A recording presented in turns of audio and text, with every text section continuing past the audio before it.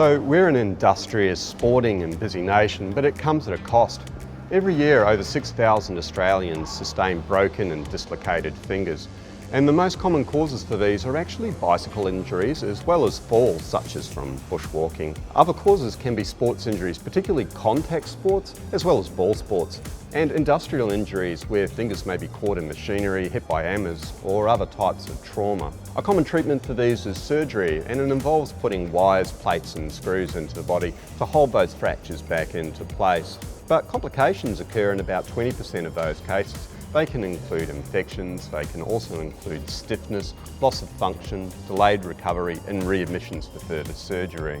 And each admission's around about $5,000. So we've asked ourselves, is this sustainable? Is there a more affordable and sustainable way of managing these? And what we developed was butterfly skin traction. It's a device that can move fractures back into place and hold them there at the exact amount of tension.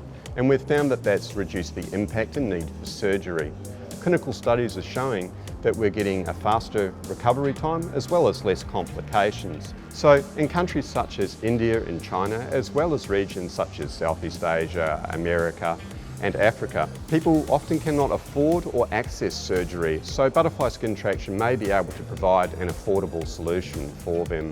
So we see that butterfly skin traction could save up to $30 million per year in Australia. So the things that we've achieved so far with the project is we've conducted clinical research, we've patented the technology, we've registered it with the TGA and it's available for use. We've also trained over 300 clinicians in the use of skin traction, both in Australia as well as internationally. And looking forward, the next steps for the project are to work closely with New South Wales Health, particularly looking at clinical trials within Ambulance New South Wales as well as ED departments, and develop more training such as with e-learning.